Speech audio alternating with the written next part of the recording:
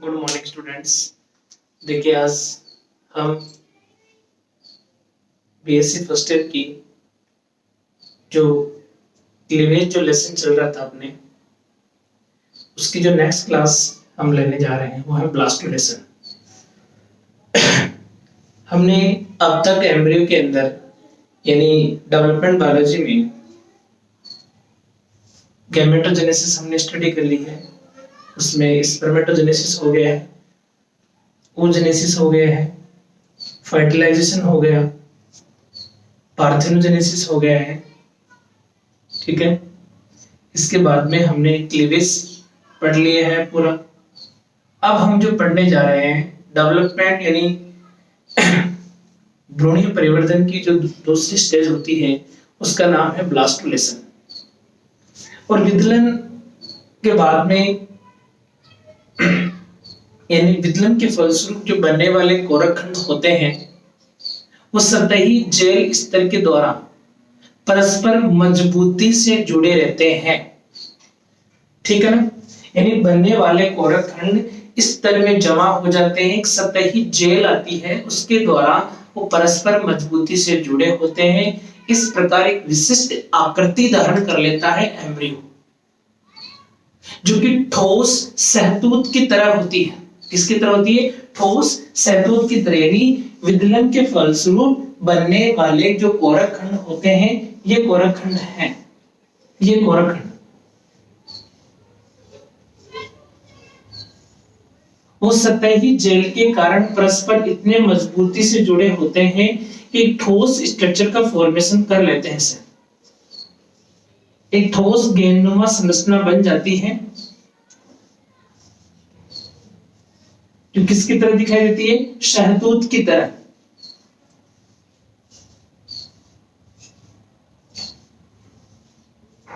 ऐसा, ठीक है।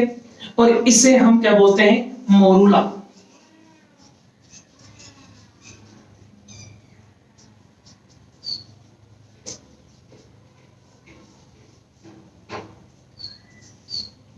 और इस प्रकार की संरचना के निर्माण को क्या बोलते हैं? मोरूलेसन।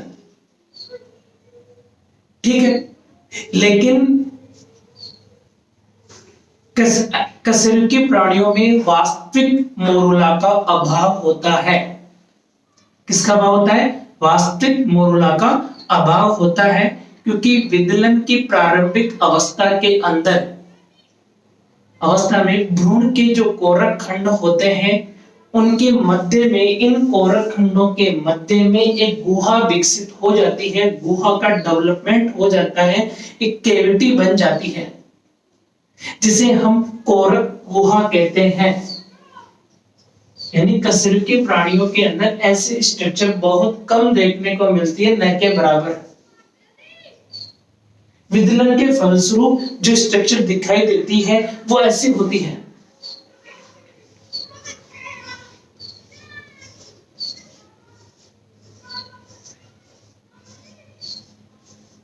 एक खोखली गेंदनुमा संरचना,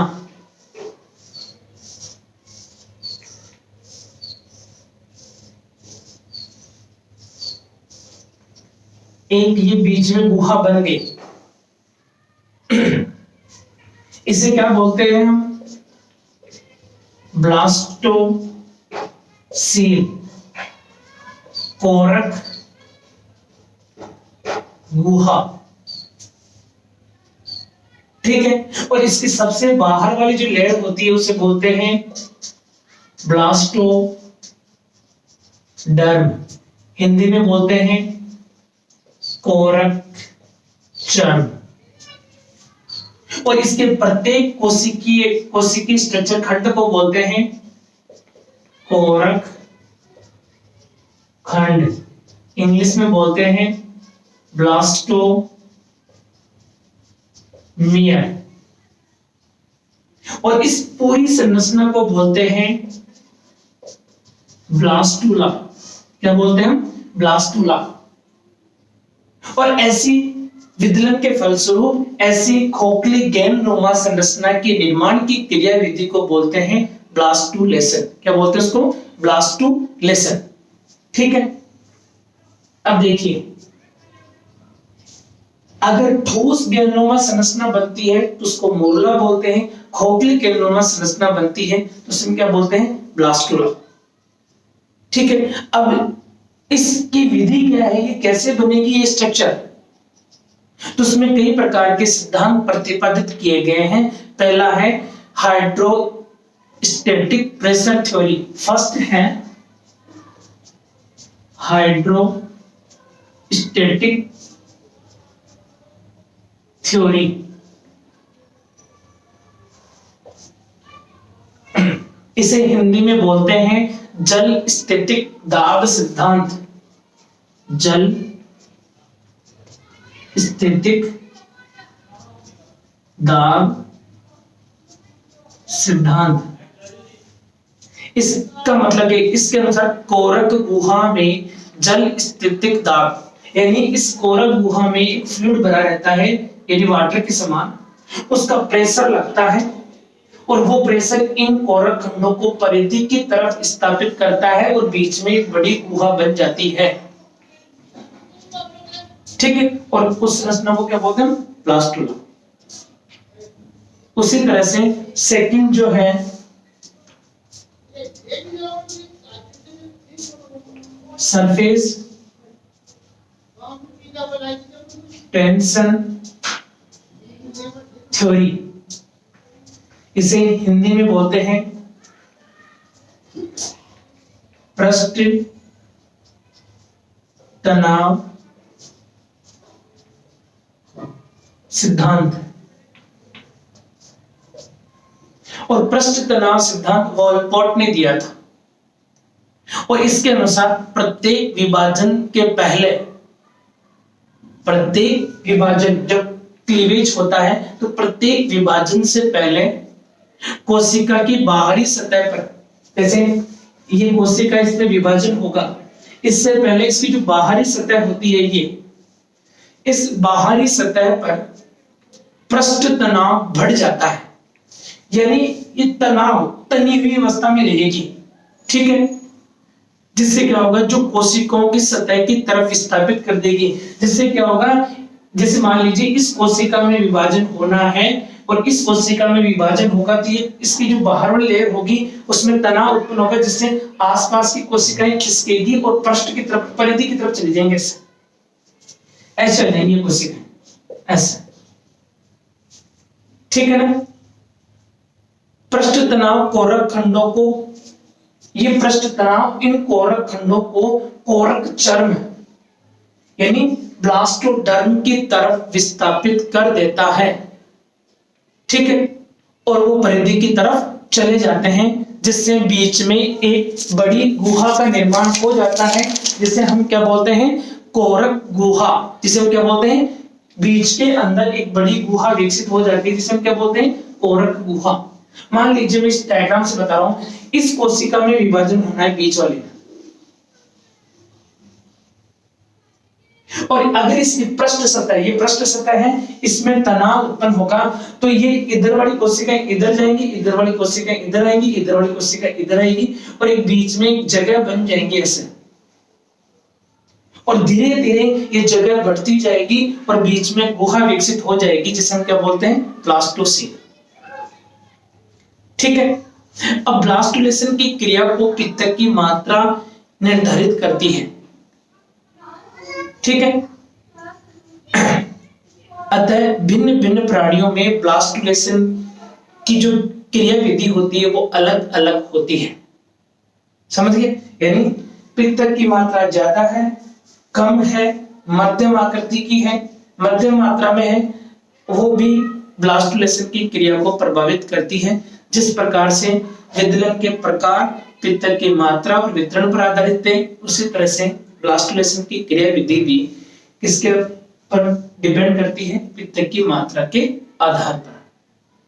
तो विदलन के प्रकार, हम ब्लास्टोलेशन के प्रकार पढ़ेंगे कि अल्प पीत की अंडों में कैसा ब्लास्टोलेशन होता है, मध्य पीत की या गोलार्ध पीत की में कैसा ब्लास्टोलेशन होगा, बहुपीत की अंडों में ब्लास्टोलेशन कैसे होगा।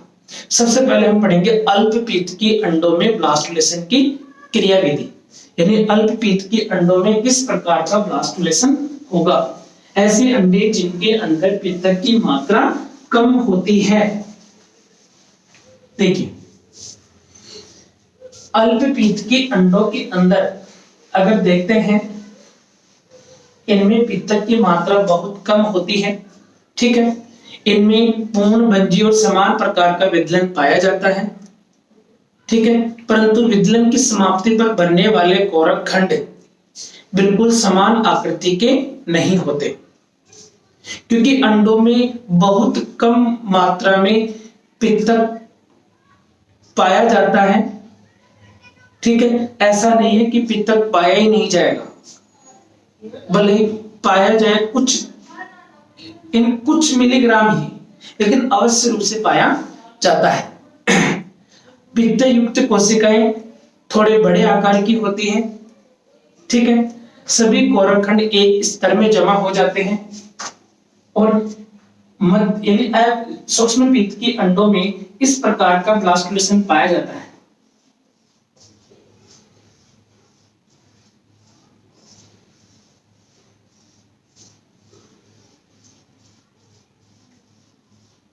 एक बड़ी ब्लास्टोसील का फॉर्मेशन हो जाता है, ठीक है। ये ब्लास्टोडर्म है,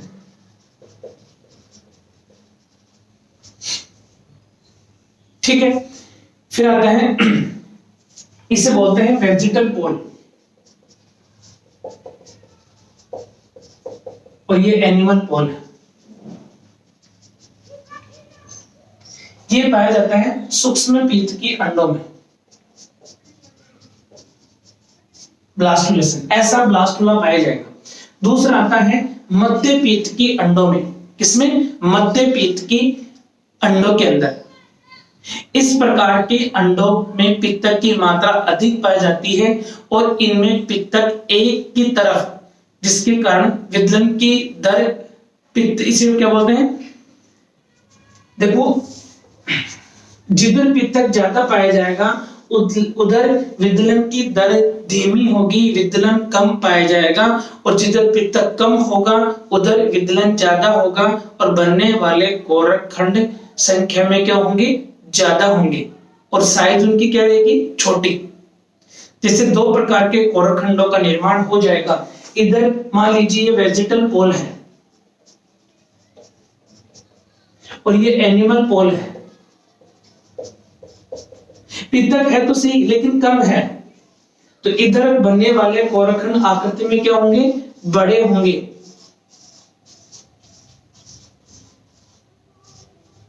और इधर ऊपर की तरफ जो एनिमल पोल है उधर की तरफ बनने वाले कोरक खंड आकृति में कम होंगे और संख्या में ज्यादा।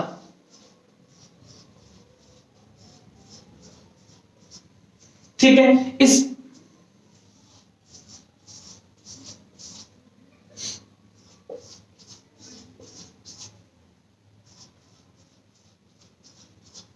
अतः ब्लास्टोसील मध्य में न बनकर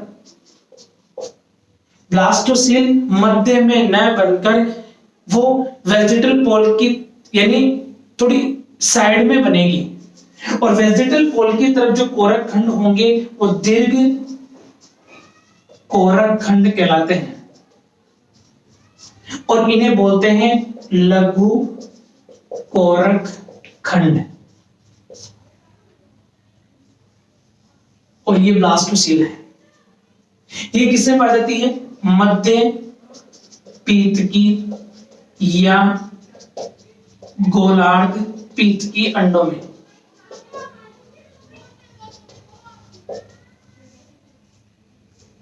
ठीक है। अब तीसरा आता है बहुपीत की अंडों में, यानी ऐसे अंडे जिनमें पित्तक की मात्रा बहुत अधिक होती है। बहुपीत की अंडों में तीसरा, उनमें ब्लास्टुलेशन कैसा होगा?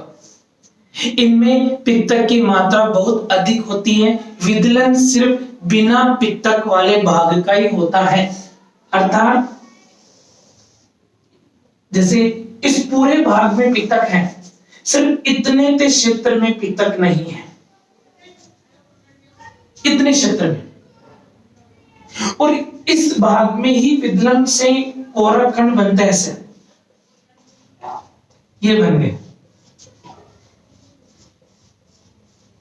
ये योग है।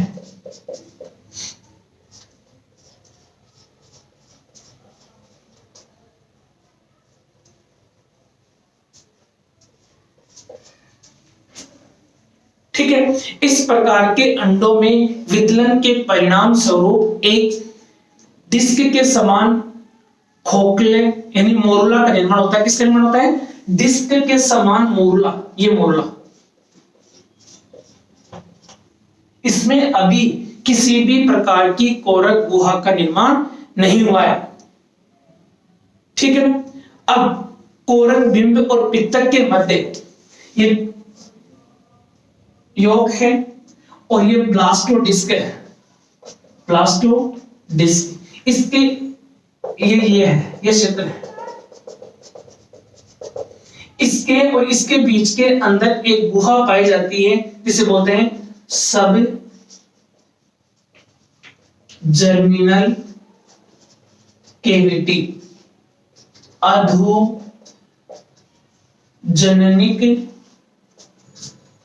गुहा। इसे क्या बोलते हैं? अधोजननिक गुहा। इस ब्लास्टोडिस्क यानी इन कोरक खंडों के और इस योग के बीच के अंदर इस ये योग है।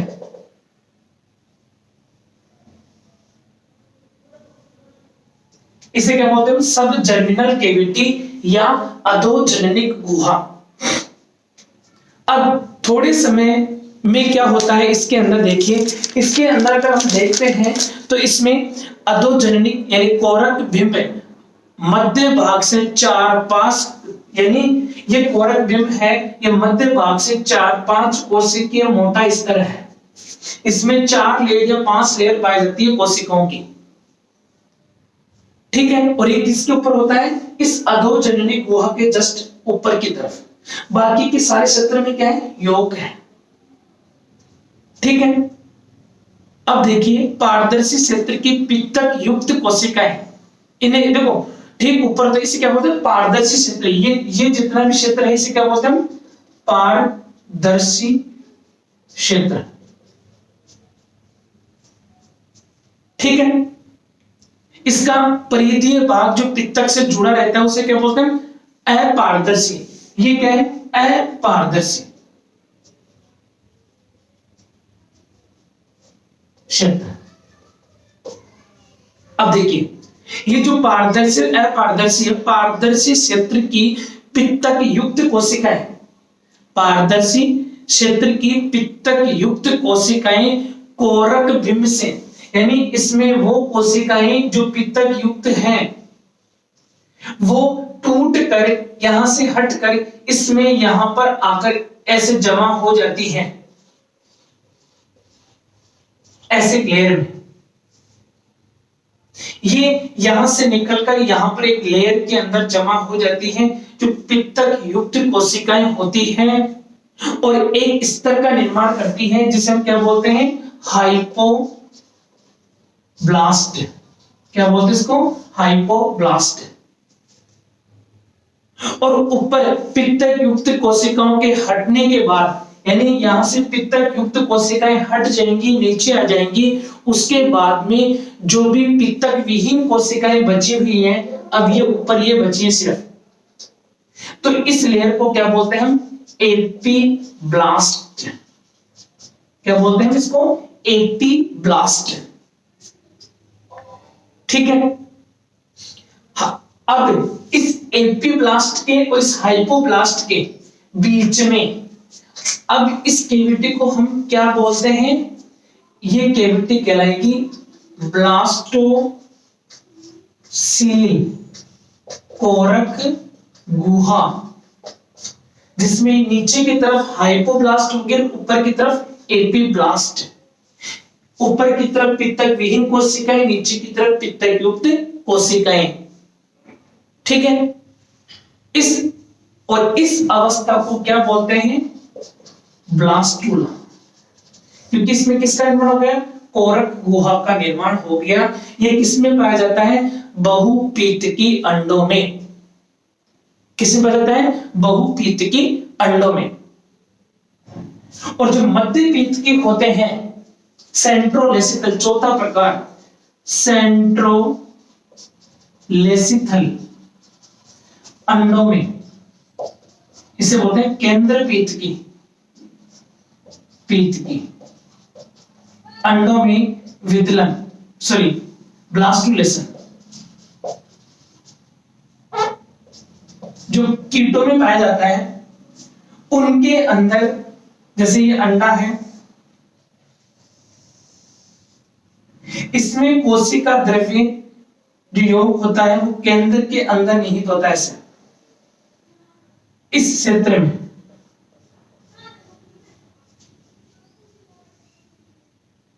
ठीक है, इसमें कोरक खंडों के बाहर की तरफ एक परत पाई जाती है। इसमें सबसे पहले जो केंद्रक होता है वो इस कोशिका द्रव्य से निकलकर इस परिधि क्षेत्र में चला जाता है, उसमें बार बार विभाजन के फलस्वरूप इस एक केंद्रक से बहु केंद्रकों का निर्माण हो जाता है।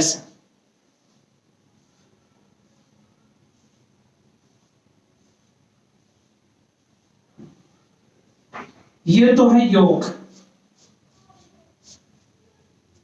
और ये है परिधीय कोशिका द्रव्य, सक्रिय कोशिका द्रव्य।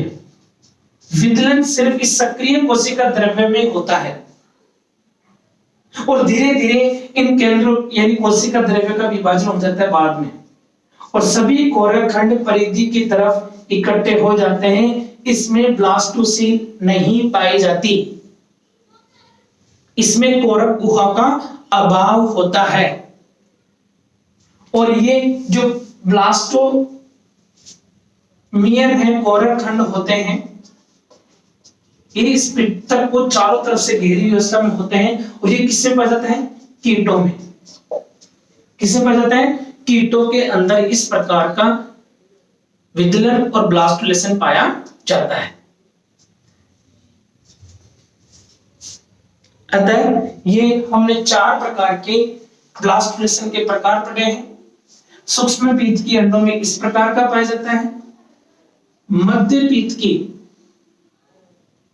पीतकी यानी जिनमें पित्त की मात्रा पाई तो जाती है लेकिन कम पाई जाती है, उनमें ना ज्यादा ना कम, उनके अंदर इस प्रकार का ब्लास्टुलेशन, यानी इसमें 2 प्रकार के कोरकखंड बनते हैं, दीर्घ कोरकखंड जिधर पित्तक पाया जाता है उधर, और लघु कोरकखंड जिनमें पित्तक पाया नहीं जाता।